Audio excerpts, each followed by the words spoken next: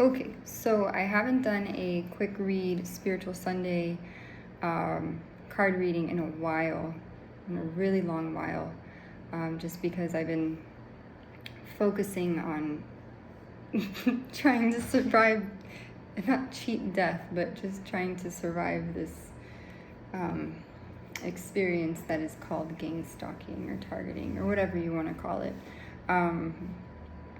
I did my hair.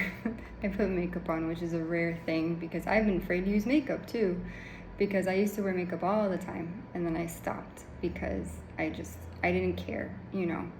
Not that I mean, when you're trying to survive, not dying, you know, it's things that once held a lot of prevalence or importance in your life, they start to fall to the wayside. So I was like, I did my hair, and this is, mind you, I took a shower in the shower. Of course I took a shower in the shower, but the shower that I have now, I can't prove that the water is tampered with or tainted, but I feel really, really weak after I take a shower. Absurdly so, and then I get ringing in my ears. So I don't need, I've tried heavy metal water testing. I don't really want to go into this too much. I need to focus on the reading, but I just wanted to give some preface as to why I haven't really focused on doing card readings. I did do, when I was in Vermont, I started a Spiritual Sundays series because I just thought it would be fun to focus on self-reflection and, you know, looking inward and giving like, because I used to watch readers a lot. I watched a lot of readers. And then I think it was like, I don't know how many years, a few years ago, 3 years ago, I started to do it myself because I was like, why am I going to listen to these people when I could do it myself? So I got some cards. I don't do the tarot though. I don't know how to read tarot. I'm kind of scared to do that, to be honest, because, you know, you don't know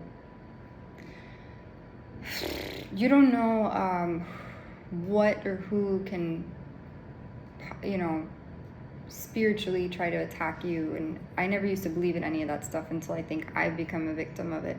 So I decided, I said, I literally have a wallpaper on my phone that says, not this one, there's a different, it says, you can do hard things or do it scared. And I have it right here. It says, do it scared and, you know, face your fears and never give up. It is scary though, because there's things that are not within my control that I'm going through right now that's very daunting and frightening. And I do strongly believe I have been poisoned and I have been drugged and all these horrible things. And there's so many questions that I have as to why that is, but you know, all I can do is just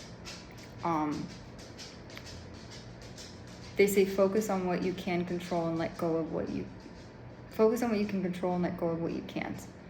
And then I keep my little post-it of some words of wisdom that a former she was a supermodel actually.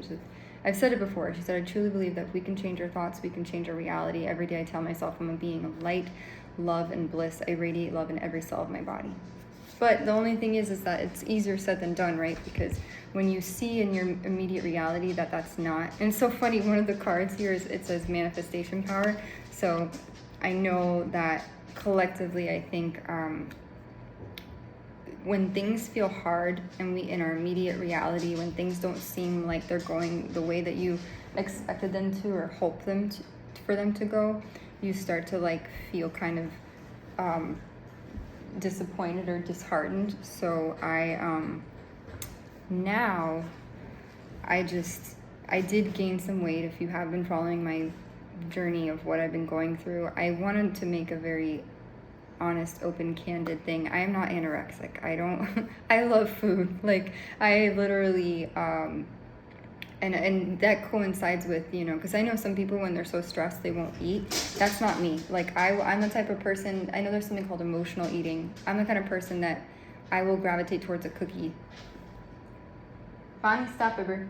If I'm, if I'm feeling kind of like chocolate and like comfort food, and I know that's not really that good for you, and I know I feel like my body is telling me I need to eat healthier. Easier said than done though, because all the stuff that's healthy doesn't taste good. Like quinoa and couscous and vegetables and fruits, and I just don't want to eat that. I grew up in Miami, Florida. I want to eat, bistec empanizado and, maybe ropa vieja or, that's my food. Miami 305 food. Represent Miami 305. Every time I say Miami 305, it reminds me of Pitbull, who's a great artist, by the way. If you never listened to his music, go listen to his music. It's if you don't dance to his music, then I don't know. Even if you don't usually dance. But anyways, that's a little update as to why I haven't done the Spiritual Sundays readings, because I just have been trying to survive death, which is so crazy to say that, right? And if you look at the way I was in a couple of videos before, I was very emaciated, and I know some people go, oh, maybe you have an allergic reaction to stuff. Maybe I wouldn't think so. I literally turned blue. My neck was blue. My veins, I don't know what that is, but my arms were you could see I had a bluish tint to my skin tone, and that usually indicates cyanosis, which is when you have a lack of oxygen in the body. And I have my little pulse ox thingy that I carry with me ever since COVID happened. And again, if you don't know what gang stalking is and targeting, just be careful what you Google, it sucks. I don't know which way to put it. I feel like a cat with 9 lives, 10, 11, 12, 1,500 lives, because the stuff that I've endured and suffered through is something out of what you would see in a movie, or hear about in a podcast, and then proving it is really hard. And it's so funny. I'm going to stop complaining, because literally one of the cards that came out that said, so I'm going to get to the reading now, because it says no more complaining. Sometimes I wonder if it's for me, it could relate to my life, or maybe my situation could relate to your situation if you are someone who's targeted or gang stalked or whatever. I'm not even say that. If you're bullied, if someone's mistreating you, gang stalking and targeting, I will say it's another level, meaning it's there's a safety component to that. And I didn't post the video yet, but I talked about Maslow's hierarchy of needs and how gang stalking kind of obliterates that, the bottom of the pyramid, the base of it. If you don't know what I'm talking about, it's a triangle, and then there's the base of it, and then as you move up, you self-actualize, or you achieve self-realization, because you do that through the more things that you achieve or acquire, like different milestones in life, the closer you get to reaching self-actualization, right? The trifecta, when you have everything going in your favor, right? Just a little bit of psychology. I love psychology. I'm such a nerd. But anyways, I feel grateful to be alive. It's not over yet, though. Every day it's a new. I get scared to eat food. I'll be honest. I'm scared to eat food. No joke. I drink water, and to say oh, that's impossible, or get a filter. I've tried. And then people telling me that's not possible to have your food tampered with. It totally is. If someone wants someone gone, think about it. Mafia, mobs. I'm not associated with any of that, by the way. I don't think, neither is my family. Not that I know of. I don't know. I hope not. I pray to God not. But if you haven't listened to my story, I do a video, and then I redid in 3 parts also my what happened to me and how things kind of came about as to why I'm sharing this experience openly and honestly on a forum such as YouTube, because I can open myself up to a lot of scrutiny. It's a very, very, very personal thing. It's a fly. It's a very personal thing I'm going through, but I did that because I felt unsafe, and I still do. I still feel unsafe, but because of the financial situation I'm currently in, which I'm trying to overcome, but finding a job, getting work, and I know people say, oh, you should do unemployment. maybe I should do unemployment or I tried to get unemployment when I was in Indiana, but they didn't approve it. So I kind of gave up on that notion. I know about entrepreneurship. I know people start their own business and stuff, but it's a lot of work. And I actually, when I was in Miami, I was a yoga teacher. I substituted at different studios. I taught on the weekends at this co-ed gym, and then I had private people, private families that I would teach on the side. And I had a good following going, but I was a little worker bee, not a bee, but like a, a little, like I don't know, I worked really hard. Like I made little cards on Vistaprint and Shutterfly. I had business cards. I propped them, like I put them in different places. I went to businesses in my city and I went door to door. I'm not kidding. I put them on the cars of people's cars in their yards. And it was a lot of fun. I mean, I don't know how many people I garnered. I did get some people. I used a Google Voice number, which is free, and then people would text me. And yeah. And I made good money. Like I added about $600, almost $1,000 each month. Like when I was teaching consistently. So I don't know, maybe if I could do that. I'm not certified in it anymore, but I am still a child life specialist by trade. So if you need guidance, like parental guidance, I'm not a parent myself, but I have worked extensively with kids from like neonates to,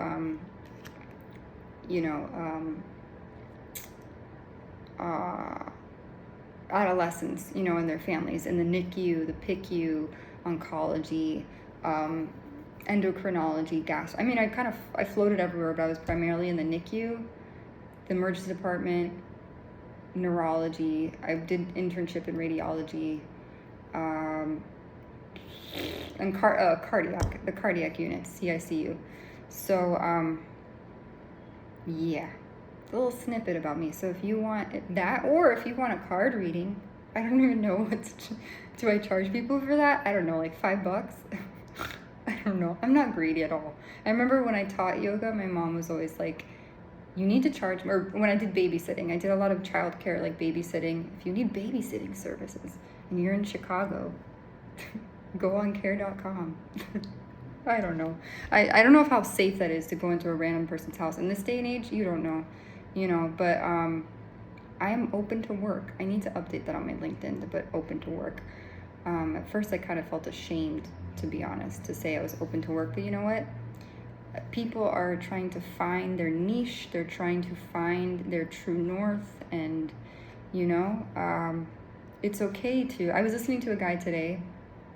I feel weird following people on Instagram, like random people that I don't really like. They'll come across my feed, but one guy today, and I wrote like a long comment on his thing. He had these like really piercing blue eyes and like black hair, and he was talking about like amazing facial features, like very captivating, God made him very pretty.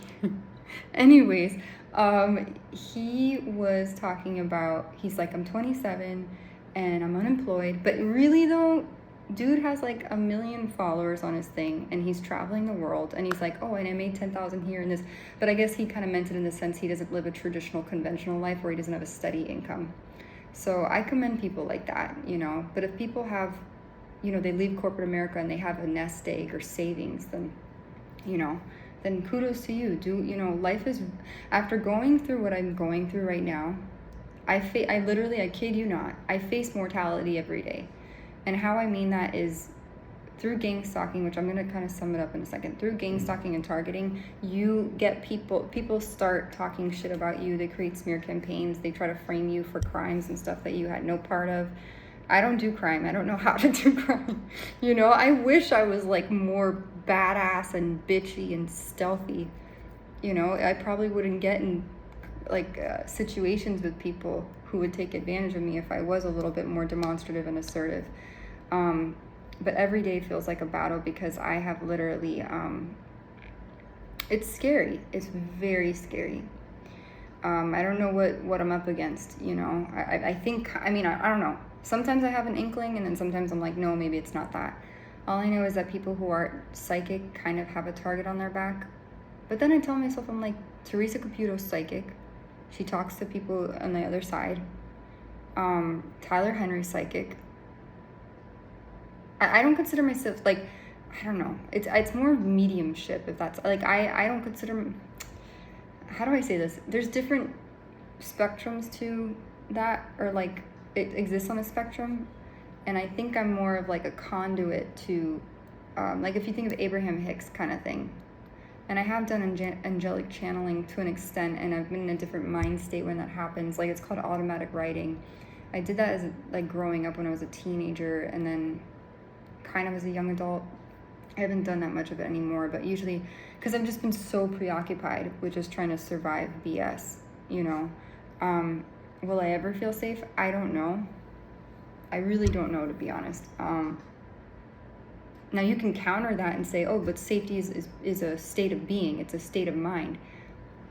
Yes and no, because if there are forces that come against you, like let's say when I leave this apartment and I get scared about someone coming into it, because I have security cameras literally in the apartment, that, you know, I'm not going to get into it, but I have had instances where I do suspect that people have been in my apartment without my consent, whether it's a maintenance man or, God forbid, a neighbor. You know, I can't say that's happened maybe often in this building, but when I was in Virginia, a lot. I think maybe Philadelphia as well. And it's scary, you know, and I've tried my best to not let, because that's really scary to think that someone is in your home, you know, touching your things, rearranging things, or putting stuff in your toothpaste or your shampoo bottle, or your water, or your opened, you know, liquids, because that's what happens. Don't ask me how. I don't know. I don't think like a criminal. I probably should. I should probably think more like stealthy. That's why I read certain books to try to get my mind, you know, more like, you know, focused, and because I kind of dilly-dally a little bit. My mind is, I have probably really bad ADD, but I've also been through a shit ton of stuff. So, anyways, I'm alive, thank God. And if you've lasted this long into a reading, it's 17 minutes and I'm going to get to it. You could just forward to it,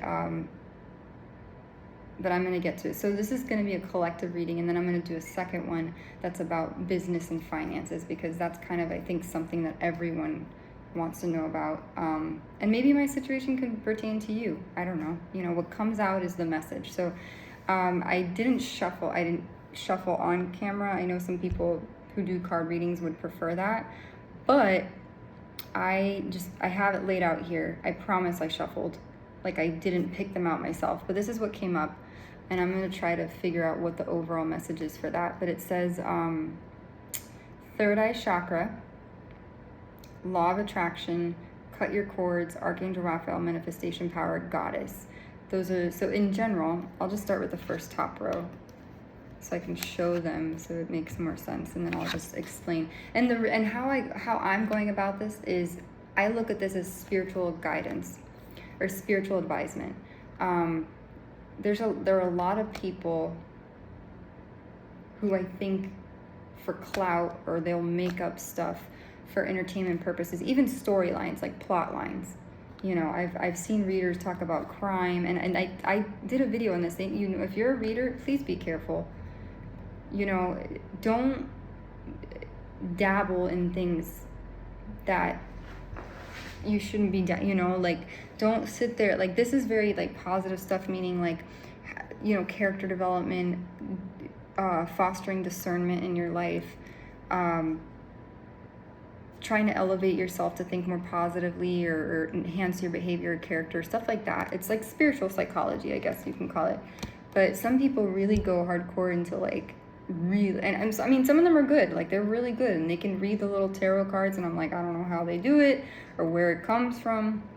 I'm not there yet, and I don't really, for me, I did my own deck personally, like a homemade deck, and I would take pictures of it. And, you know, with my situation, I don't know, you know, hacking, stalking, cyberbullying, I don't know who's on my phone. You know, I don't know. I've suffered for this for 6 years now. I don't know who's on my phone.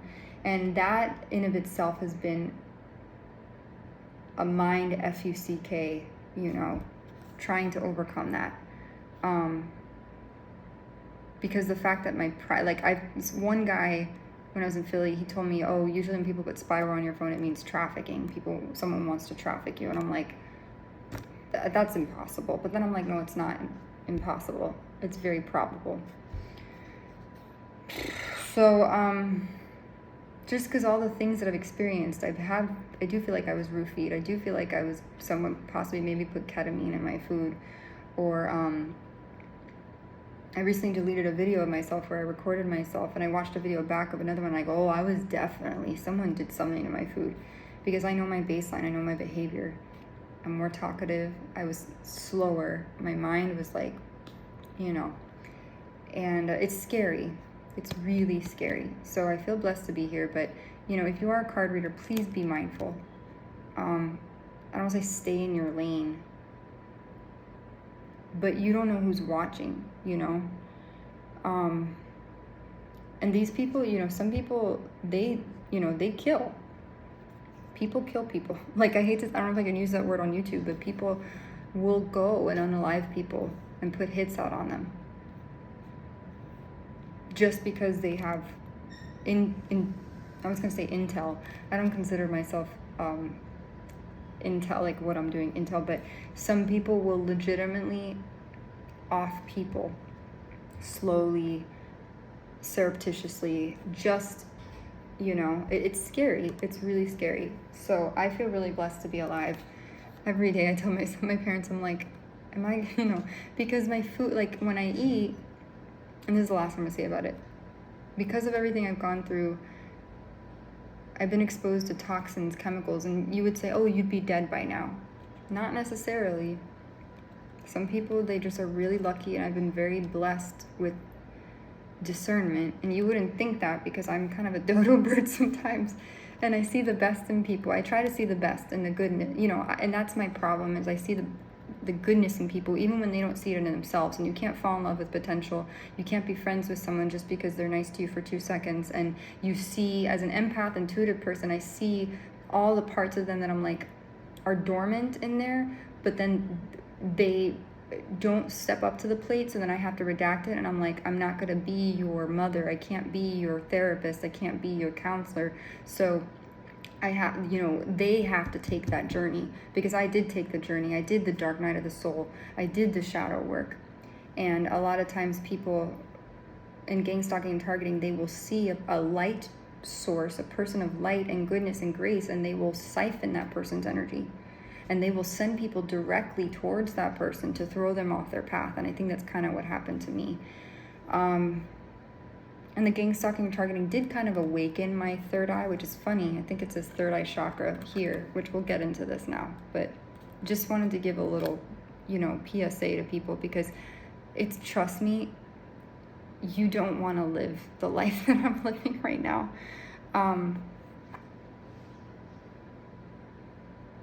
It's frightening. Like, I'm really proud of myself that I'm showing up and I'm recording a video of myself doing this right now. And I put makeup on, I did my hair. I'm not wearing pants. I'm not wearing any pants. I'm in my underwear, but maybe I shouldn't say that. But anyways, I am at home. It's like when you do remote work, and granted, if I was doing remote work, I would wear pants. But because this is just a fun recreational thing I do to try to help people cope and stuff, it's whatever. But it's not fun. And I don't know who's on my phone. I don't know what can of worms I opened, and I am scared because I've had fruit, like certain foods, and I've, you know, been in certain stores and I touch certain things, and I'm scared. Like, legitimately, I'm scared for my dog too, because, you know, I love her to pieces, and recently she didn't feel too good, and I'm just nervous, you know, because she's been with me through like this whole thing since 2023. It started in 2021, but she's been with me to 2023. I'm gonna get to the reading now. But funny enough, third eye chakra. So third eye chakra, if you don't know what that means, basically from what I remember when I did yoga, it governs like heightened awareness, intuition. Well, intuition is more crown chakra. Third eye is like psychic energy. I could read the card. It says, it is safe for you to see the energy of love in all of its forms, such as angels, auras, and visions. But when I think of third eye, I think of it almost like psychic abilities and if you're a person that's not into that stuff, if you think it's very fluffy and woo-woo, which I'm not going to judge people, it is really woo-woo. This stuff is super woo-woo, like new agey woke woo-woo. I'm not naive to that fact. I'm not going to downplay it. You know, it's this idea, how are you going to believe in this stuff if you don't see it? But that's faith, right? Faith is believing without seeing, and vibration. Since I consider like third eye chakra being able to see, like have foresight, because think, you have two eyes. Imagine if you have a third eye, right? And usually it sits here. So when you think of the in, I don't know if it's an Indian faith or Indian culture, they have, I don't know what it's called when they put the little red dot, and forgive me if you're an Indian culture. I get so embarrassed when I don't know the proper term for something. I feel ignorant, so I apologize if you're of Indian descent.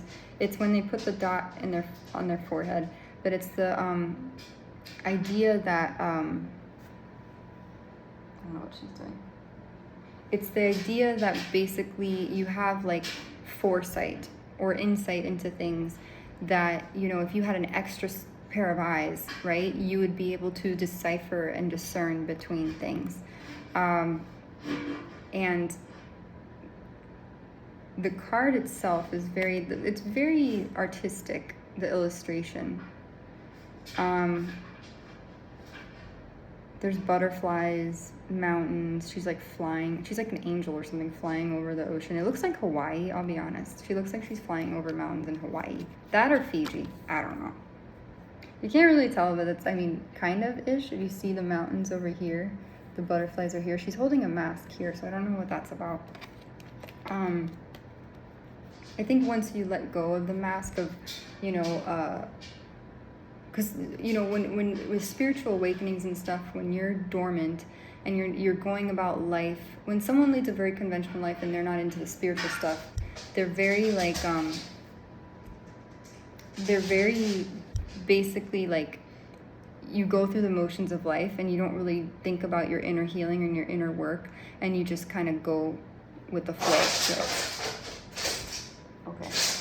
Anyway, so that I kind of think of awakening, you know, like awakening your psychic energy or and anything could trigger that. You know, Kundalini awakening, I don't know much about that, but there's spiritual awakening, third eye opening. A lot of times when we go through, this is the intuitive download I'm getting, I'm putting the pieces together. When you go through a struggle, usually if you go through a tragedy or some sort of trauma or something, what happens is that sometimes they say your third eye opens, right? You have clarity into situations that you never otherwise had before. It's almost, okay, you know what it is? The mask part, it's like the veil of illusions is lifted. That's the vibe that I'm getting right now.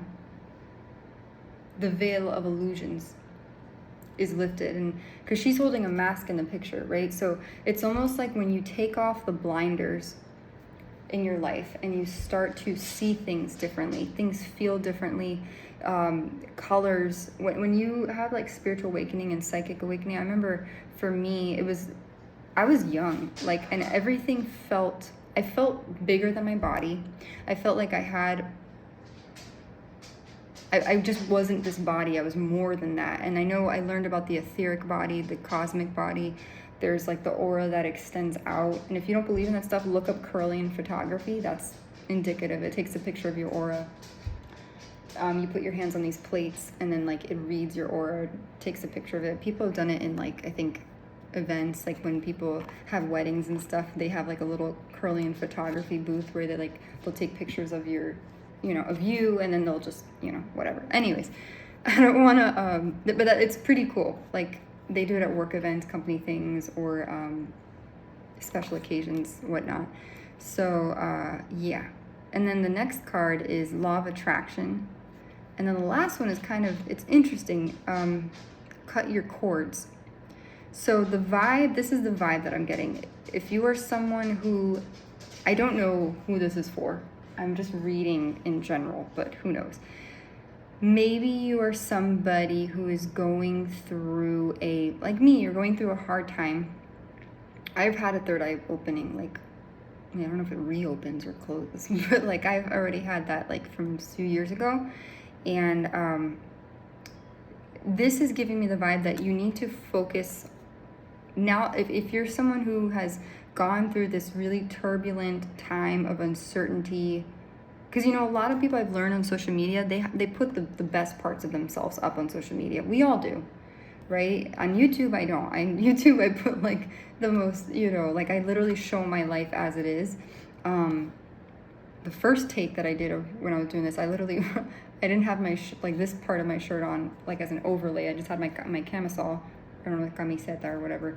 And then I was like, I went to grab a shirt and I was like walking with my phone. I'm like, maybe that's a little bit too personal, like, so, because it's the image that you put out, right? So, but anyways, vulnerability and authenticity is important, I think. But maybe you are someone who has gone through something really hard, and things are feeling like how because people go through spiritual awakenings at different parts of their life, because I do believe our soul has there's a timeline, and there's a term I call it spiritual currency. Literally, I hope this doesn't happen in the future where we start bartering with energy, like that would be really freaky, very dystopian. But I don't know. Part of me is thinking, I'm getting the vibe of someone who, well, like me, I realized that I lived in a world where I thought everything was I lived in the world of rose-colored glasses. I still always try to see the good in people. I'm just trying to create an analogy here, so maybe someone's situation is kind of similar to mine, but I always see the good in people. I still do think people are inherently good. Some people would contest that and say, oh, we're born into sin and we're absolved of our sin through our actions. I think we're not born. I don't believe that. I think babies are pure and raw and wonderful and beautiful. And it's when you acquire life experiences and your family dynamics shapes who you are, and they socialize you and rear you into the world, right? And raise you, and depending on their worldview, you can either adopt their worldview and take it as fact, or you create your own ideology and go from there. But I believe that we become more jaded and pessimistic. And for someone like myself who's been through hell and tears and frightened beyond all measure, happiness is truly a choice. Faith and hope are truly choices in life. Because I could sit here and go, oh, the world is horrible, everyone's bad and whatever, but I choose to say, no, I believe in the good because I am the good. I exemplify that as a person on a day-to-day basis. Can't say I'm perfect, but I try. So, anyways, yeah, but the vibe that I'm getting is maybe you're someone who maybe it's a job, a relationship. There's an energy, what I'm getting is of stagnation, of boredom. I don't know who you are, I don't know, because there's different people that would subscribe to my thing in the channel, and maybe you feel complacent or complicit, and you're yearning for more, because that's what would happen when you have a third eye awakening and you're like, why, things feel more vivid, the world becomes clearer, you start to see through people's motives more.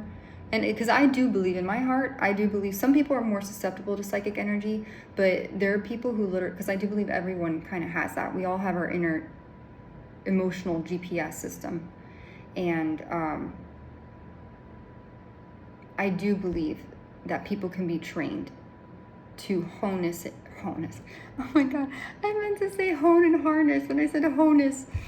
That's not a good word. I don't mean it in like hoe, like being some hoe, but harness psychic energy. So I don't mean in honus. I mean like harness. So I do believe someone could harness psychic energy and train themselves to do that.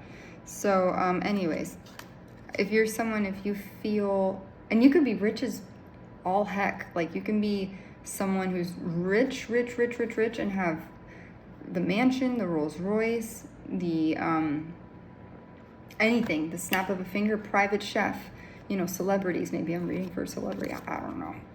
There's a mixed bag. I feel different energies. There's different people collectively. But something tells me people are fed up in some way. People want truth, they want sincerity, they want reality, they want authenticity. Maybe I'm gonna write that down as authenticity. Seeking authenticity. I need my notepad. Where's my notepad when I need it? I don't know oh, it's over there. I don't want to get up because I'm not wearing pants. No one wants to see, maybe people want to see my cheeky, what is it called? The chikini? Or I'm not going to say what it is. Anyways. Oh, I need to do that deck too. This deck just fell on the floor and I was going to forget about it. I love this deck. That's the Earth Blessings deck. And then I have the Saints and Angels deck. That's a fun deck. So, anyways, so seeking authenticity through uncertainty, maybe, because sometimes things feel uncertain. But if you feel like you're gaining more clarity in life about things, because that's the thing. When you have a third eye awakening or whatever, you start to see through people's bullshit better. Like you literally like I'm not kidding. Like someone could be telling you one thing and giving you like these vibes. Oh, I'm interested in you. I like you, and then they're really just like gaslighting you. Or like, oh yeah, I love you, I care about you, but then they're really like, no, I can't wait to stab her in the back, or him, or whatever. Or maybe one of you has a coworker or a best friend or something like that, or someone you confide in, and it's so good. Oh my god, the way that it meshed. So the last card is cut your cords, and this has to do with connections and past relationships. So maybe this is a third eye awakening, is you seeing whoever you are through the bullshit and like illusions of people and their behavior and whatnot. And then so in lieu of that, you're like, the next part is law of attraction. So, there's this idea of what you think you attract, right? Attract what you expect, reflect what you desire, become what you expect, mirror what you admire. I'll say it again. Attract what you expect, reflect what you desire, become what you expect, mirror what you admire. So it's this idea that if you want to attract the right people in your life, you have to become that. And it first starts with yourself, and it starts with your mindset. Now, I don't know how to, it's so funny, all this stuff that I say for other people, I'm like, it's advice I need for myself, but I'm like, I don't know how to offer it to myself. But I'm like, how do I do that with safety? I don't know. How do you manifest safety? How do you manifest not being bullied and targeted and stuff? Do you just ignore it, or do you just be like, oh, it's not happening? And I don't know. You can't change people. You can only change yourself, and how you can control your reaction, your attitude to other people. But it does say law of attraction. It says relationships and activities that you once enjoyed are now changing as you become more sensitive and aware of energies. Bro, I literally just said, and I didn't even read this yet, and I said it's when you have heightened awareness, right? The third eye and intuition, and you start seeing through veils of illusion with people. Because let me tell you, people are really good at putting on an act. Like really good. Like eerily good. Like I've met people who I go, oh, they're my friend. They have my best interests, or he cares or she cares. I hate to break it to you, and this is a hard lesson that I learned. I just typed this out in a survey. It said, what's a lesson that you recently learned? And I was like, I realized that what did I say? I was like, people, it was something about people. I said, like, the world is, not to say the world is evil, but there's a lot of evil.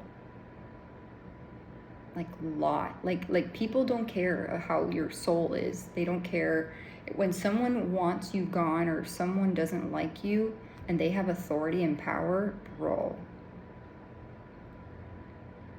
No bueno. You could be the nicest, or kindest, most loving individual on earth, and if someone does not like you, they will do whatever they can to oust you and torture you or kill you. I'm not trying to be like pessimistic. That's a really exaggerated sense. In the regular, normal, I'm coming from a perspective of someone who's been targeted for, like, I don't know what reasons, you know. But the regular everyday person, you know, your struggles and strife might be like, you waited in line at Starbucks and they gave you the wrong drink, or like it took 15 minutes more for your drink to come. You know, very first world problems, not third world problems. Like, very, I'm not trying to be rude, but that's just like, you know. Or maybe like you wanted your boyfriend to text you. If you're a woman, like, let's say you're like mad at your boyfriend or your husband because he didn't like acknowledge your, like, he went to the grocery store and he bought the wrong eggs. I don't know, I'm just trying to like, very first world, easy peasy problems. Mine is just, I'm exaggerating, not really exaggerating, it's at the exaggerated end of the spectrum. But anyways, going back to what I'm saying, law of attraction is and I'm getting the vibe that someone is not happy. Maybe a lot of people aren't happy with something. People feel wronged, or people feel burdened about something, or they feel ashamed, or not regret. It's like, just I get this vibe, this energy of like that, like they're just like, people are bored or like frustrated and they want change. Some people already, maybe you're someone who's really rich and you already have everything, but you feel unfulfilled, and that's the Maslow hierarchy of needs, right? That's self-actualization. Maybe you're someone who's going along with the motions. I feel like I'm reading for a musician, I don't know why, an artist of some sort. Someone who, because we'll go with that vibe, right? I'm just gonna run with it. I don't know. Not that I have a musician. Maybe someone's a musician or artist on my thing. I don't know. But you know, it's that term like writer's block. Inspiration can come in different forms, but it's a feeling. It's not that. It's a feeling of unfulfillment. And I don't know. Maybe someone has underlying depression of some sort. I'm getting the vibe of mental anguish, but also be mindful because someone could be projecting that energy to you, whoever you are. Someone could literally be sending negative energy to somebody, like black magic, voodoo, hoodoo stuff, you know, because people do that shit. In Miami, they call it Santeria. There's like Haitian voodoo. So be mindful of that, because sometimes, you know, if you're an empath like me, you end up absorbing energies that aren't yours. So you feel sad or sick or tired or whatever, and that's someone could be projecting that onto you. That's one factor. Or it could literally be someone feels unfulfilled in their life. They amounted to much success in what society would deem is successful, right? Lots of money, large following, maybe a fan base, I don't know. And then, but it's not, it doesn't feel enough, because it feels like maybe something's missing in someone's life. On the opposite end, I'm getting another vibe of another person. It has to do with their job. Someone else's, there's a few things. Someone with their job, they're not happy with their coworkers at their job. Like, they know that their people, they know that their coworkers are doing corrupt things or something, like bad things, and they don't want to lose the job, so they're staying complicit and quiet. That's the vibe that I'm getting. because it's really good pay. Like, really good pay.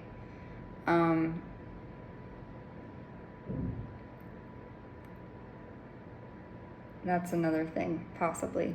Also, the friendship thing. I think some people are reevaluating their social connections because they realize that the people that they're hanging around are very superficial. They're not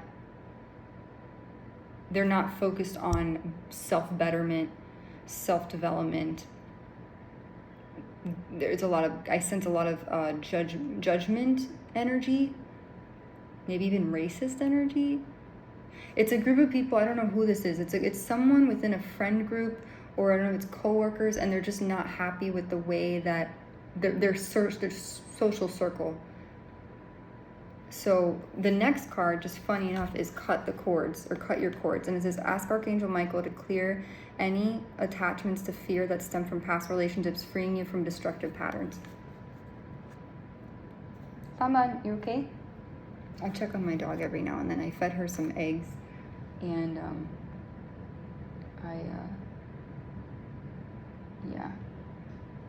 don't know, I wonder, I don't know if anyone could tamper with eggs. That would be really nearly impossible, but anything is possible in the gang stalking world when people want your head on a stake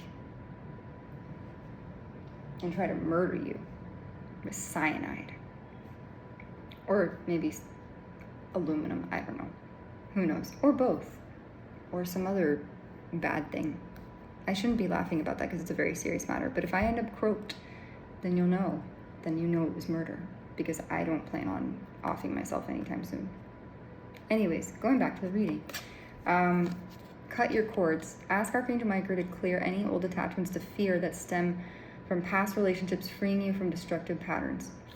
So if you were in a friend group and you're not happy, or even a relationship, it couldn't even be a friend group. Maybe some people are bored in their relationships.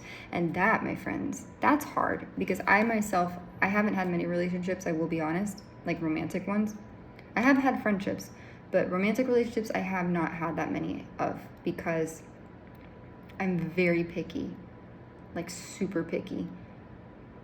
Like when people used to pick on other people in front of me, I was like, I don't want to be friends with them. The moment they gossiped, I was like, nope, that's it. I don't care when I used to go to summer camp, or when I worked at the hospital, and immediately if there was a nurse or someone who was like talking shit about someone, I was like, if they spoke poorly about a patient, about their coworker, I was like, I don't want it. I don't want to be friends with those people. So I've led kind of a lonely path where I don't intermingle with a lot of people. And that's on purpose, because I try to covet my energy. But anyways, maybe you're somebody, they're in a relationship and you're not happy. That's tricky and that's hard, because I say this, scientifically, research shows that there is a cycle that happens when you're in a relationship. First, it's the honeymoon stage, where it's like, oh my God, I like you so much, you're so cute, let me kiss you all the time and hook up with you and blah, blah, blah. And then you get used to the person, right? Or you start to learn a little bit more about them. You start to develop maybe a deep bond with them, a deep love, right? The more you share about intimate things in your life, personal things, you start to develop this immediacy, right? You develop the intimacy. Intimacy doesn't have to be physical. It could literally be spiritual, emotional.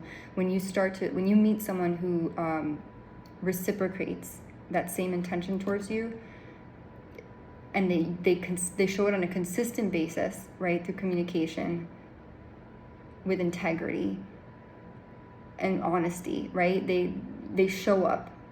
Their words align with their actions, which is integrity. And then when they say, hey, I'll text you back, because I've had so many times where a guy would be like, I'm gonna call you, I'll call you later. 10 o'clock comes around. And I'd be like, and I was the type of person that would be like, what's her face? Kendall Jenner is really good. She has a thing where she says, I don't chase, I attract. And so when I heard that, I was like, that makes a lot of sense, because my screensaver just turned yellow. That makes a lot of sense, because when you think about it, if you are in the chasing energy, but I also was very, very, very, very, very much yearning for safety, security, and a support system. So I was latching on to someone that I had a trauma bond with because I was desperate and I didn't have anybody and I was petrified. And I was justified. I was very, the fear wasn't unfounded. It was based in reality and based in truth. And I took breadcrumbs. And I just told myself I'm no longer going to take breadcrumbs, even if I'm alone. I'd rather be in solitude than than surround myself with someone who's just, I'm a plaything or a toy, or a puppet. So maybe, you're somebody that you've been in a relationship for a while and, you feel bored or you're complacent and you're like, and maybe you're considering, leaving that connection. You have to ask yourself, this is what I would do. I don't know who I'm reading for, but this is somebody that I feel is not happy in their current relationship with someone. I don't know if it's a guy or a girl, maybe it's someone bisexual, maybe you're gay, I don't know. Maybe someone has, maybe you're a guy and you have a guy boyfriend, or maybe you're a man and you have a wife or a girlfriend. Or maybe I don't get the vibe. I'm not really picking up it's a female, I think it's a male. That's the vibe. And it's someone that's just not happy. And that is a tricky place to be in, because once you're in a relationship with someone, you have time invested. And then if you're married to them, God forbid you have kids with that person, you've built up a family, you've built up routines, you've built up maybe a financial nest egg, that's emotional investment. Physical, that's tangible wealth too. There's assets, if you go into business with a certain person, that's also something to consider. It's a lot harder to leave a relationship, I think, when you've built a foundation and you've maybe integrated yourself into society as a couple. I encourage, this is the vibe I'm getting, I'm just gonna keep it real. I encourage people that if you are in this feeling of stagnation or complacency, I encourage you to first, before coming to any conclusions about like breaking up with someone because you're not happy, because the thing is that could lend itself to impulsivity. You have to evaluate your relationship and say, I'm not a psychologist, by the way. I am a child life specialist, but I'm not a psychologist, I'm not a therapist. I would like to be, that would be fun, but I'm not. So take this with, I don't want to say a grain of salt, but just, hear me out when I say this. If you have to imagine, can you live your life without that person? What has that person made you better? Have they, I like to surround myself with people who expand my soul's growth. That's just always been my thing. I always told myself, I want to surround myself with people who challenge me, but they also help me grow. And they foster that empathy and they show me compassion and they're non-judgmental, and they love me unconditionally. Those are the kind of individuals that and mind you, my social circle is like zero. I have like nobody. I have like one person I've talked to recently that I've like connected with through a job that I had recently, but I really don't have that many people like on a consistent basis who, as friends, like even as women, like I don't have that many women friends, which is fine. I mean, I know, hopefully, I've been going through so much shit that, like, I'm just happy to be alive right now and talking and being able to walk and see and smell and taste, because I've had the opposite experience where I nearly almost suffocated and lost my life because I've touched packages that had weird chemicals on them, or my hands went numb, or I opened a bottle cap and I got blisters in the middle of my hand and it got red and stung. I've eaten foods where I literally almost like suffocated and my airways constricted, and you could say maybe that's an allergy, maybe it was a poison, I don't know. So I feel really blessed to be here. But anyways, going back to what I was saying, maybe you're somebody who is, like I said, not happy in a relationship right now, or maybe it's a job. And I encourage you to, first of all, seek professional help. There are really good licensed professionals and sometimes, I will say this, sometimes it's not a technical thing, because psychologists, they're there to diagnose mental illness, right? Therapists are there to help you cope emotionally through like life coaches, through like more like life transitions or life adjustments, you know, like divorce or job loss, or maybe you're a new mom and you have a new baby and you don't know how to cope through that, because that's a whole different, you know, just a different chapter in one's life. So yeah, not that maybe that's another person, maybe someone's pregnant or going to be pregnant, I don't know, that's just the vibe. But I do get that this card is, what this means is sever the attachments to the things that you know or the people that you know are not for your highest good. How do you know someone's for your highest good? How do you know something is good for you? One thing I learned in therapy, for me, a therapist taught me in a webinar I listened to like a year ago. He said, notice how you feel after you have a conversation with that person, whether it's a family member, coworker, friend, lover, spouse, whatever, partner.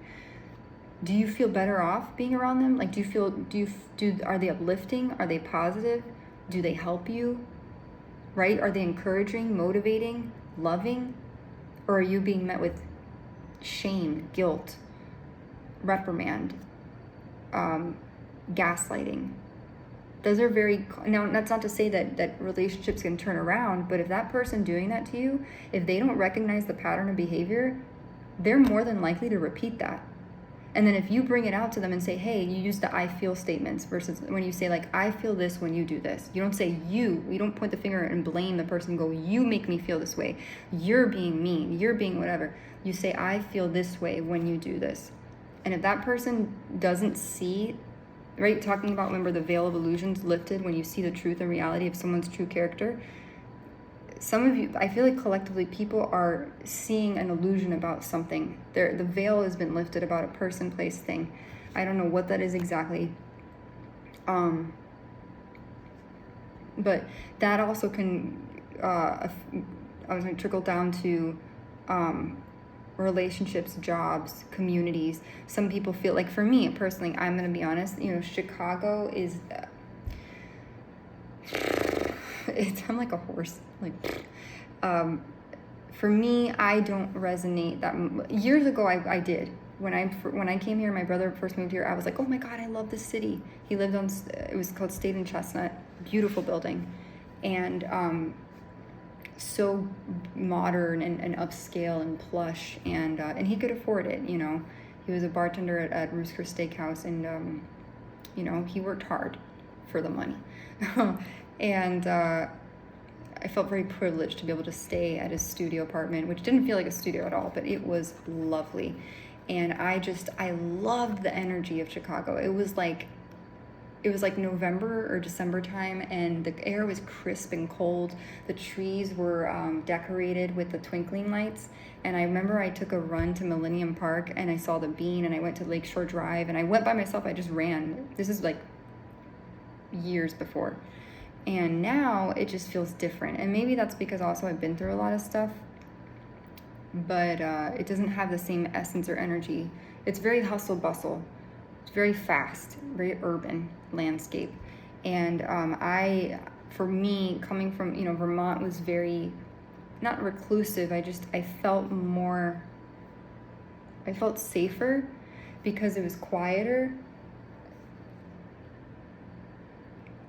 So for me, maybe it's a community. Maybe you need to cut the cords with a specific community.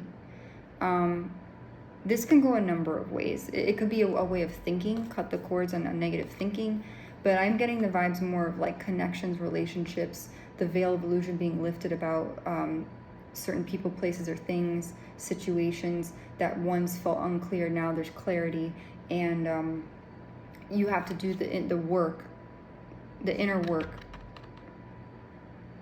of trying to attract that which you want into your life, right? Attract what you expect, reflect what you desire, become what you expect. no, wait. Attract what you expect, reflect what you desire, become what you respect, mirror what you admire. Sorry.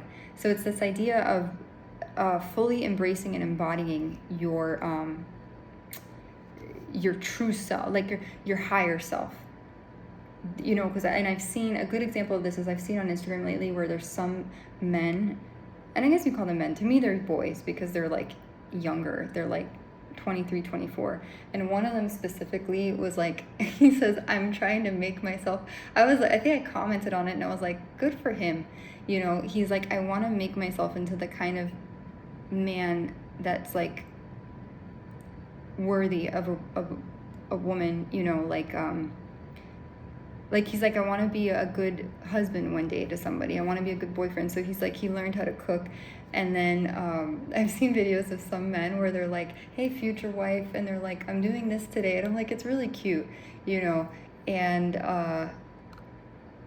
and I used to do that when I was not focusing on targeting and trauma and the hellscape that I've been put through for the past X amount of years. I was very into that, and I remember I would do, it's like, you know, this is law of attraction, like manifestation work, which is down here. It says manifestation power, and this card fell under law of attraction. So I used to, and please don't judge me for this, I used to do my meditations. I used to use Insight Timer, the app, and Headspace, and I think his name is Andy Puddicombe, right? And he's the owner of Headspace, but I used that app and I used Insight Timer a lot, and I did yoga a lot. And I remember I would wake up in the morning and I would close my eyes. I would lay in Shavasana, like starfish pose, and I would focus on what I wanted to attract into my life. I would literally psych myself, and I would listen to affirmations, and I said, I am this. I am radiance. I am, because I didn't feel it at the time. So I found the quote that said, attract what you expect, reflect what you desire, become what you respect, mirror what you admire. And I said, I need to be better because I keep attracting people that I don't want into my life. And sometimes, you know, we attract people that are empathic, attract narcissistic people like moths to a flame. It's just, that's how it works. So that might not be your fault. If you're someone like me and you attract people who are just shitty people and they're like narcissists and they think they're God's gift and they're like, you need to be around me, you know, because I am good for you. And I know, if anybody, if they're male, female, if anyone tries to force themselves on you, or if they think that they're like more uppity and like you are like the plebeian, you know, like, or, you know, like when I think of the narcissistic, a good example of that is like Gaston in Beauty and the Beast. That's because he thought he was like the shit and he was the bee's knees and God's gift, and he's, you know, and she ended up going with the hairy beast, you know, the beast of the man, you know, but then he transformed into the prince. So like she kind of, you know, won in a sense because her heart was pure and she saw through the anger and the meanness or whatever, you know. Anyways, it's this idea. Oh, that's what I was gonna say. So I did the meditation, whatever. I used to do the affirmations, and then I used to have my gratitude journal. And then in my journal, I used to, because I was very much like, I saw everyone else around me in relationships, and I was like super obsessed with like, I was definitely in limerence. I was like, I need to be in a relationship. I didn't feel worthy if a man didn't deem me attractive or whatever. So I listened to, there's a song on Taylor Swift's 1989 album. This was years ago, and it's there was that, and there was another song by a guy named Jake Scott called Tuesdays, and I remember I listened to both of those songs, and probably a Michael Bublé song in there, and I had my little playlist, and I put it with little heart emojis on my phone or my iPod or whatever, and then I would write, I am going to meet an attractive, kind, what was it, kind, something, a gentleman, kind, loving, smart, and has a good heart. That was what I think I used to say, and it rhymed. It had like alliteration in it. It was like, I want to meet a gentleman who's kind, loving, and smart. Handsome, kind, loving, smart, and has a good heart. Those were the things that I used to say to repetitively years ago to myself, and I would listen to I feel like such a nerd. I can't believe I'm saying this on YouTube because it sounds so dorky, but I would literally write down in a journal with like pink pen, and I would say it over and over, and then I'd listen to the song, the Taylor Swift song from 1989 that said "You Are in Love," and just because when you listen to if you've never listened to that song, it's the imagery that comes to mind is like a couple that's like new, right? And they're like, I don't know, this is just the story that like the storyline that I got from the vibes of the song. Go listen to it maybe someone needs to listen to that song. I don't know. But basically I used to listen, I put on my headphones and I would listen to that song, and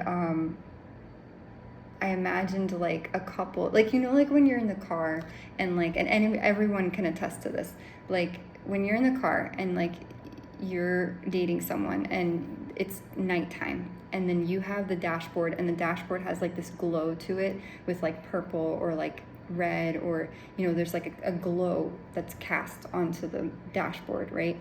And then you're bro, I sound so stupid right now, but this is what I used to think about when I was like younger, anyways. I can't say I'm a hopeless romantic now, unfortunately. My focus, I do, like, I want to date or whatever.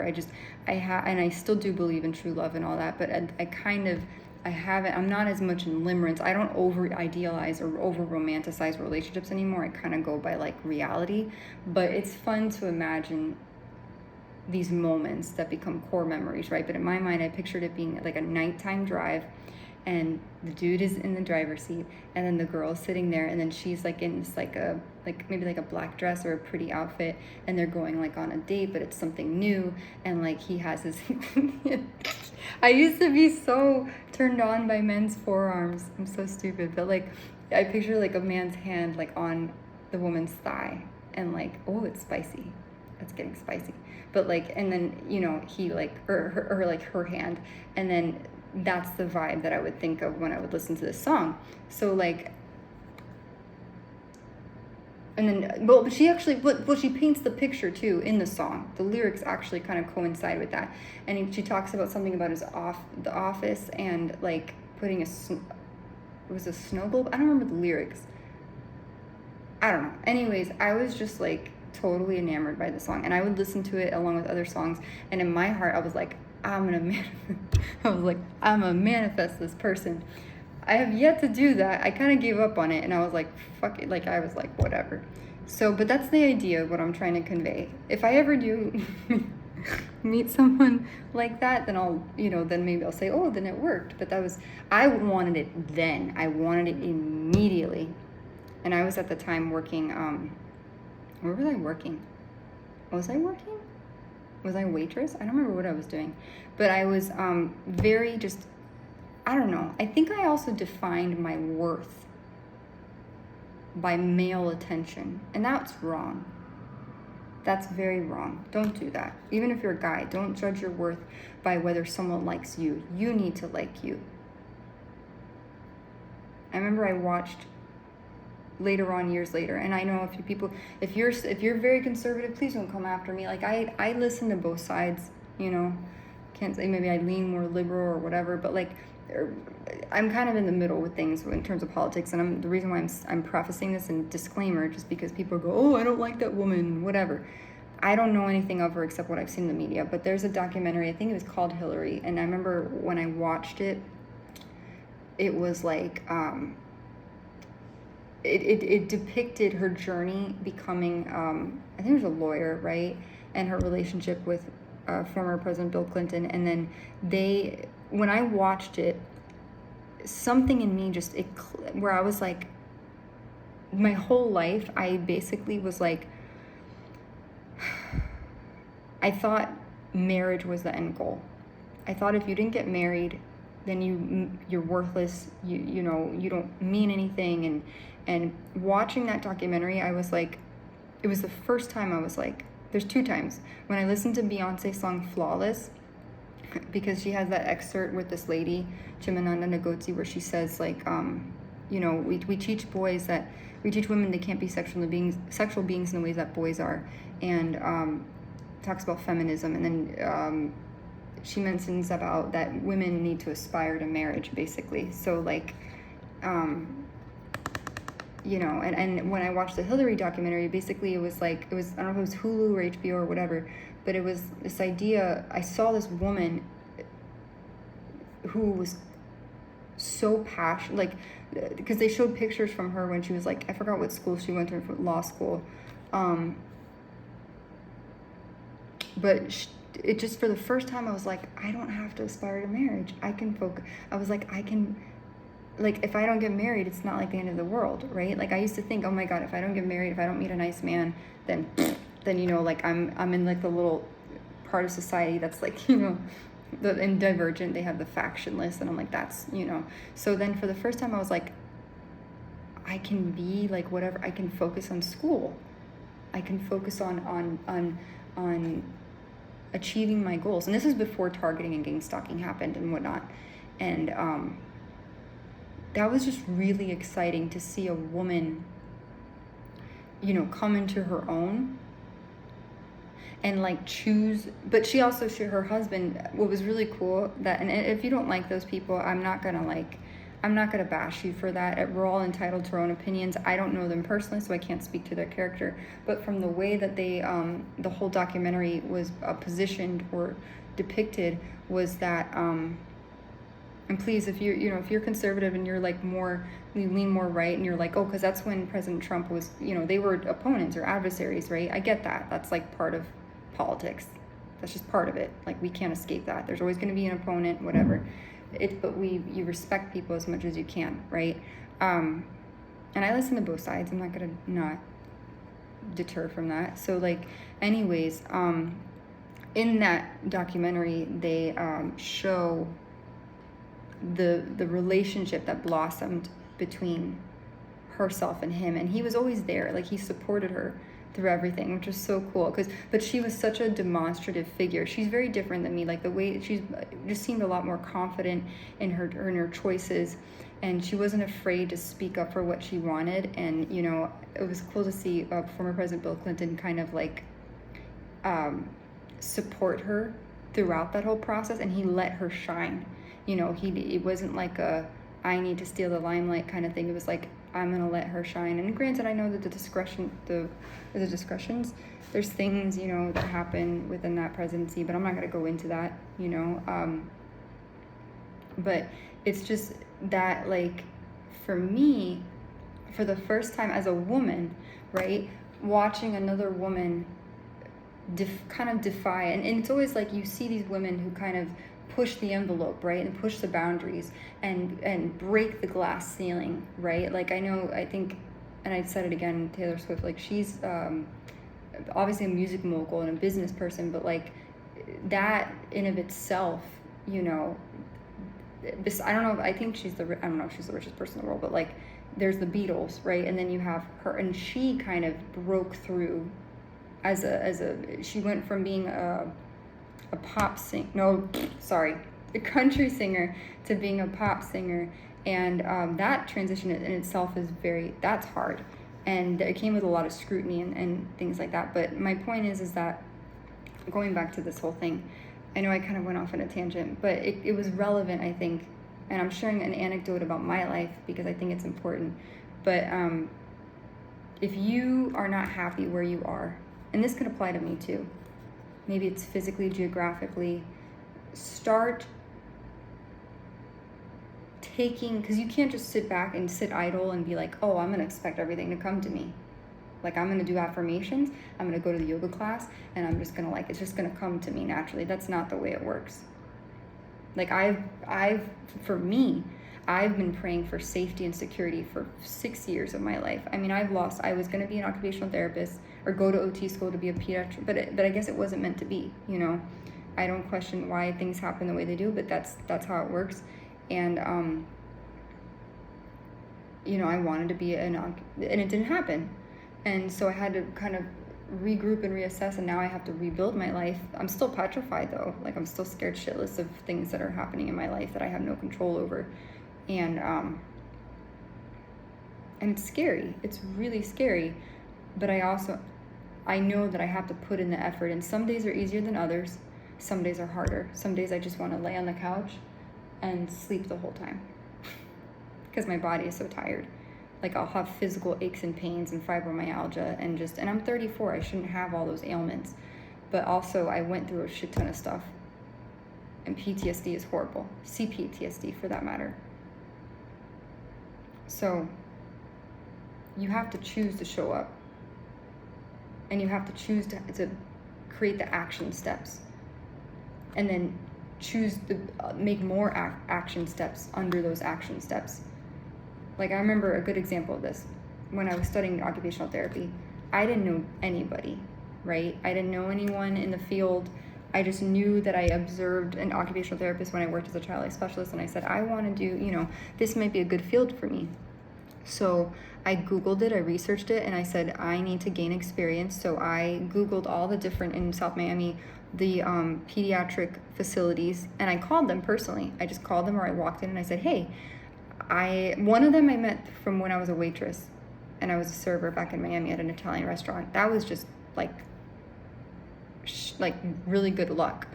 And I met a wonderful couple. I'm not gonna say their name, but they owned it's called South Miami Sports Medicine Clinic, and I got to literally shadow one of the best hand specialists, or OTs, in Miami. It was so cool.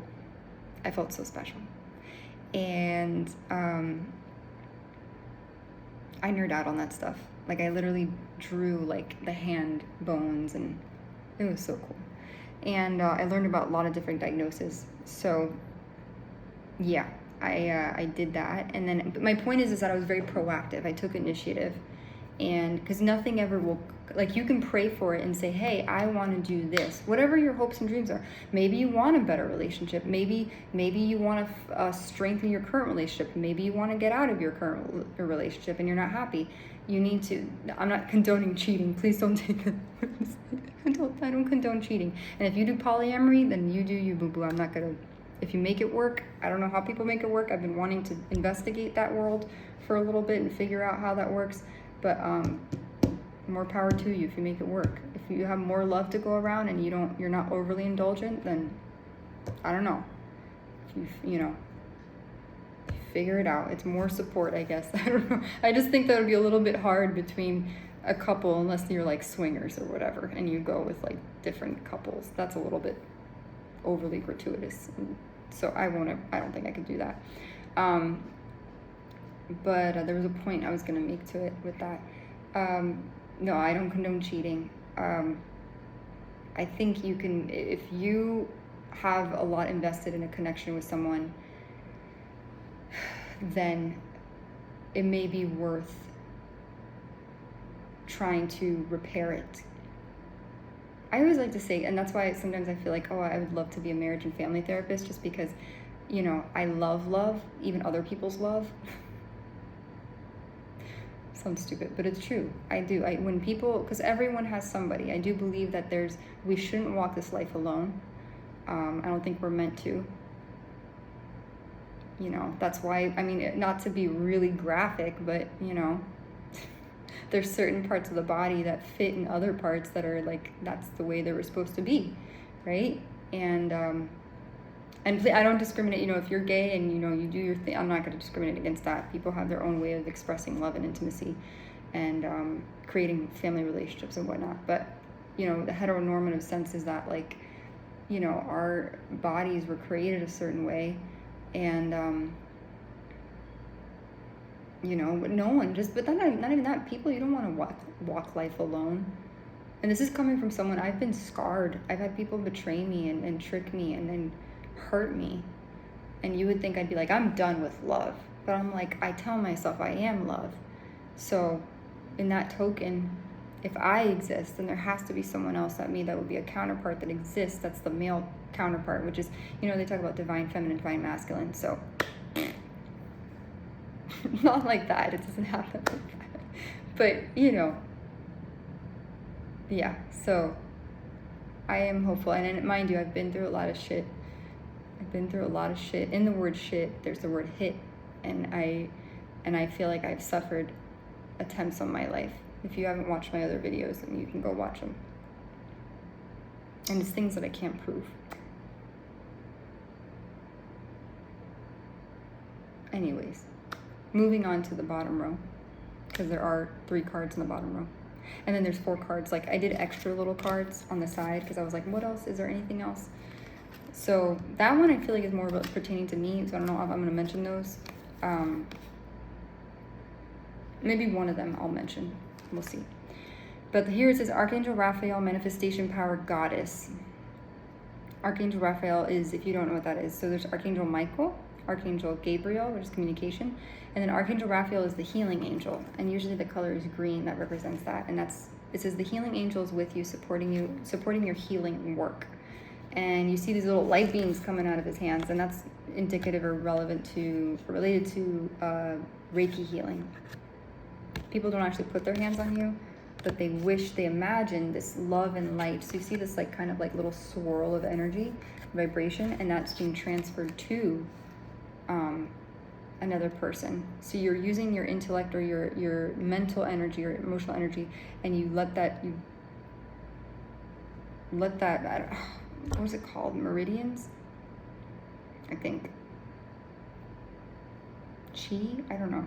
And then that flows, and then that is supposed to go out of your hands and whatnot. So maybe you're someone, maybe you need healing. I think we all need healing. There's a song by John McLaughlin called We All Need Healing or something like that, right? Or no, it's called We All Need Saving. I haven't listened to it in forever. But John McLaughlin is an artist that I used to listen to. Oh, his song and the Taylor Swift song, what's this? Where's this dude? Where is this dude? We All Need Saving. It's called We All Need Saving. He also did a song from Enchanted called So Close. That was with, if you haven't seen the movie Enchanted, it was with Amy Adams and Patrick Dempsey. So the song is We All Need Saving. That's the song that's coming up right now. That's important. So, yeah. Maybe someone should look that song up. I think we all do. And I don't mean saving in the sense of like, please Jesus, come to us and save our souls. Meaning, I hope I'm wrong in this, but the vibes are right now. I'm just going to throw it out there. I hope it doesn't happen. I don't know if something catastrophic might happen in the future. I hope not, because I'm getting the vibe. I don't know why that song came up, but about healing, and I thought it said we all need healing, but it says we all need saving. So I don't know if there's other people going through my same situation with gang stalking, and they're being provoked and cyberbullied and whatnot, and this it's like making a mountain out of a molehill, and it's basically turned into something a lot bigger or harder than what we could tackle. Or I don't know, I'm getting the vibe that something in the future, something catastrophic could happen and a lot of people could get hurt. I hope that's not true. I hope I'm not predicting like a future impending terroristic event, but because as I think of that song, We All Need Saving, I feel like something is someone or so, I don't know. I could be totally off, but maybe I'm right. I don't know. You okay, Bibber? Anyways, moving on. So Archangel Raphael, healing, manifestation power. Use your spiritual gifts and natural abilities to attract your desired outcome. Goddess, it says, express your divine feminine energy, embracing its magical intuition and nurturing qualities. You can be a guy and still embrace goddess energy. Maybe some of you are men. Maybe you're alpha men, and you need to embrace your feminine side. We all have a balance. We all have a feminine side and a masculine side. Yin and yang kind of thing, right? Goddess energy is like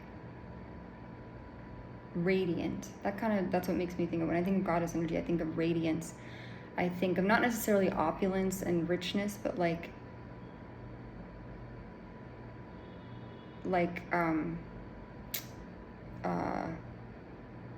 you know, because you, like, I'm dirt ass poor. That looks, it sounds so unclassy saying that.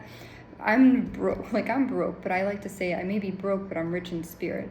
Meaning, like, my bank account,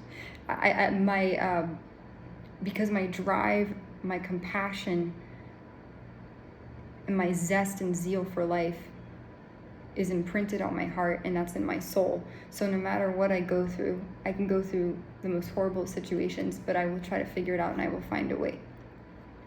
And when you're rich in spiritual abundance, you have supernatural favor, supernatural healing, and things align, stars will align and conspire for you.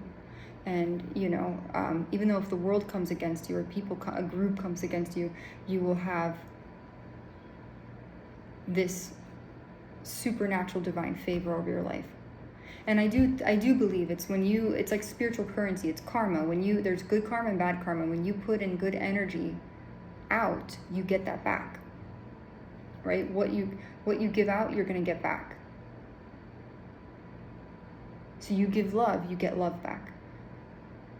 That may not be super apparent in the beginning. And trust me, I've literally, the past how many years of my life, I go, God, what did I do to deserve this?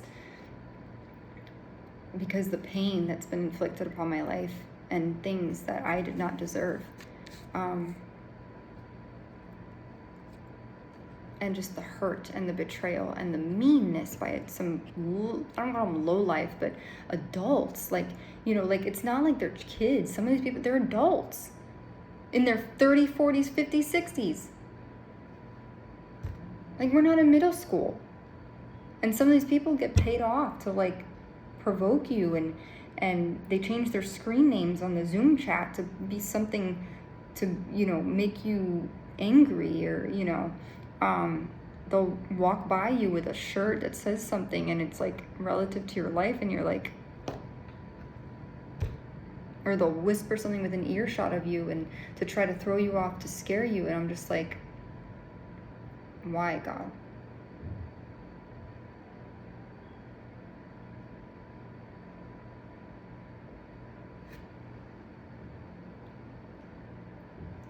So, sorry, my lips are really dry, so they get really flaky. But yeah, maybe healing. This does remind me of kind of therapy. I'm getting mental health services. I was doing therapy, and then I paused it because I can't afford it. But the therapy I did do for 2 weeks, hopefully, and I don't have a job right now, so hopefully I can get work soon with good pay. That would be very nice, because I like, even if I was still filthy, stinky, and rich, I get words and then they mix. I don't know why. Maybe I have a form of dyslexia, but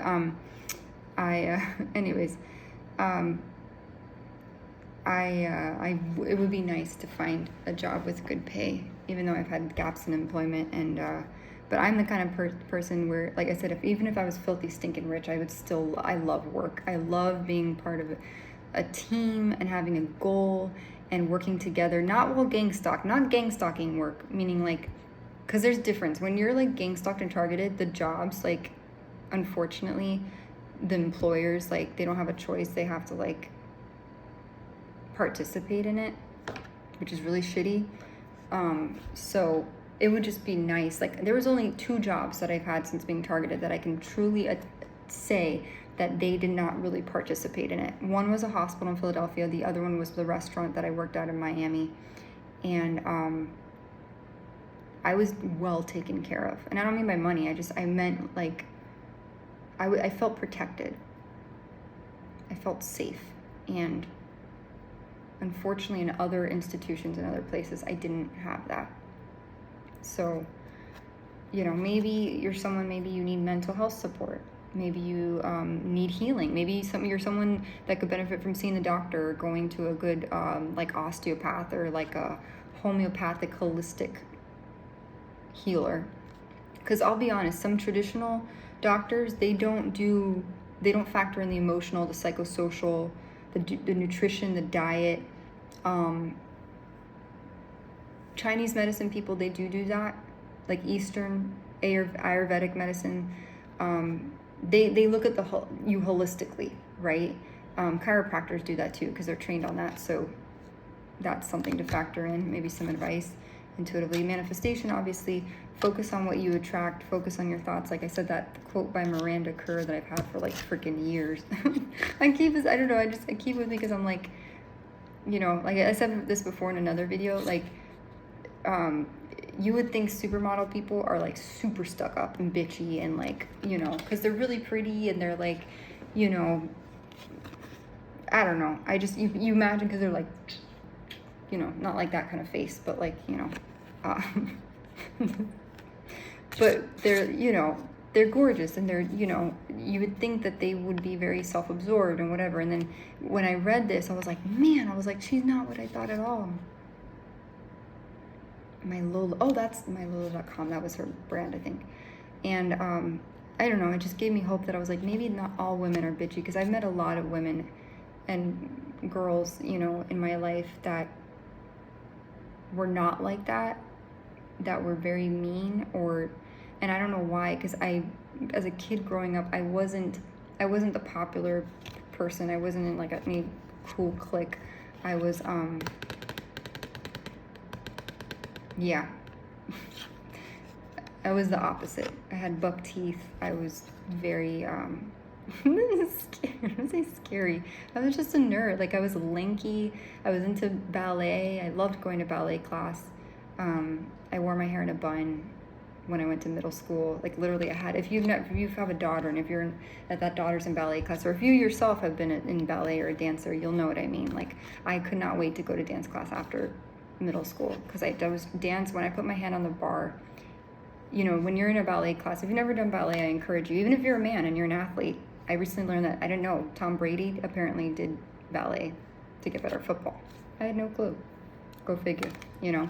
So it is good with agility though, and precision, because you have to do like battements and with your, you know, changement, whatever, the footwork.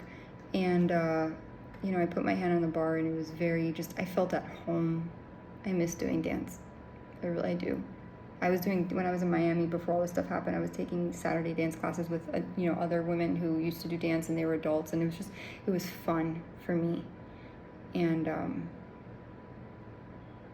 yeah, I don't know if they have that here in Chicago, and I'm kind of scared to I'm scared to go in person to places, because I've had such weird stuff happen recently in my life that I've been petrified. I've been petrified to go outside the door. I've been petrified to take the recycling downstairs, because I swear to God, there was some weird ass vapor thing going on in that trash room, and I nearly almost suffocated, and that's why I thought of trafficking. I'm sorry to scare people, trigger warning, but anyways. Oh, you know, she embodies goddess energy. I think all the Victoria's Secrets people do, really, at the end of the day. And, you know, anyways, moving on. And not just Victoria's Secrets people, it's like Maya Angelou, Oprah. You know, I don't know, maybe if you don't like Oprah. I grew up watching and listening to Oprah. Not just her show, the Super Soul Sunday. So, and it says, express your divine feminine energy, embracing its magical intuition and nurturing qualities. You know who is like a goddess energy is George Clooney's wife. And Priyanka Chopra. I think she's beautiful. And she's in the show Quantico. I don't even know if Quantico's on anymore. It's women who embody grace. I said this before in another video. Grace, humility, leadership, kind of ish. I think Anne Hathaway has that too. That woman doesn't age. Anyways. There's a lot of women, I think, who have goddess energy. Beyonce, bro. Oh my God. For sure. I can't believe I forgot to mention that name. So, it's not just about commanding attention. It's about relishing in those parts of yourself. And that takes time, because that's inner child healing work. And then it's developing a sense of self too, a strong sense of self, because we're not all the same. Another good example, which I like, Diana Ross, and then her daughter Tracy Ellen. Is it Tracy Ellie Ross or Tracy Ellen Ross? That's a good example. Dolly Parton. There's a lot of people in pop culture, I think, that embrace God. Mind you, I don't know these people at all. I don't know what they're like in their personal life. They could be horrible people. I don't know. But the way that the media portrays them and the way they carry themselves, you know, I imagine, you know, there's what's her face? There's a life coach, Maria Fornelio. I've seen a thing with her before. And if you need, you know, in terms of law of attraction and manifestation power, maybe, you know, what I did for me is I created a, whatchamacallit, I created a virtual vision board. When I was working as a child specialist in the hospital, one of my favorite things to do that I was taught was that when you work with adolescents or teenagers, but I think you could do it as an adult. Why not? Like, who cares? You can do as a vision board. So you get a bunch of magazines and you get a canvas or a poster board, and then you cut out different texts and letters. I used to have one. I did that exercise back when I was in, was it Philadelphia or Virginia? I don't remember. But you put the things that you want on the board, and then you use that as a visual imagery or a guide post to kind of help keep you in that mindset or mentality of focusing on what it is that you want. Because the thing is, if you focus on lack, you'll attract it back. Because what you think, what you give your thoughts and energy to grows and manifests, right? Not to say that you ignore the obvious and you ignore your reality, but if you want to shift it and change it, you have to kind of be the change. Like Mahatma Gandhi says, be the change you wish to see in the world. So, you know, I created a virtual, I don't know if it's on this phone, I can't, but I did it on Pinterest, and I created a virtual vision board where I literally, like, I was like a house, and mind you, I have no money right now. I have zero money. I'm so broke. But I always see possibility. I have a growth mindset. So I even though I've been through a lot of adversity, I still have a growth mindset, because I can do it, and I want it. You know, I want safety. I want peace. I want security. I don't need a super rich, famous person, you know, spouse person, you know. It's someone that's normal and kind and loving and decent. And I know that's going to take a lot of time. I know I'm going to meet a lot of frogs before I meet the right person. But I'm hopeful, you know.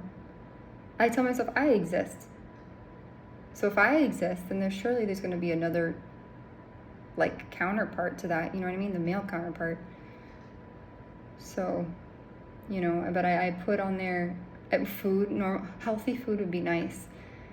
Food that's not tainted with anything malicious, you know, because I really do feel like I have been poisoned, you know, several times. It's a miracle, I think, that I've lived through some, because it's scary as shit. And I don't know how to fix it. You know, I can't make people change their opinion or whatever they want, you know.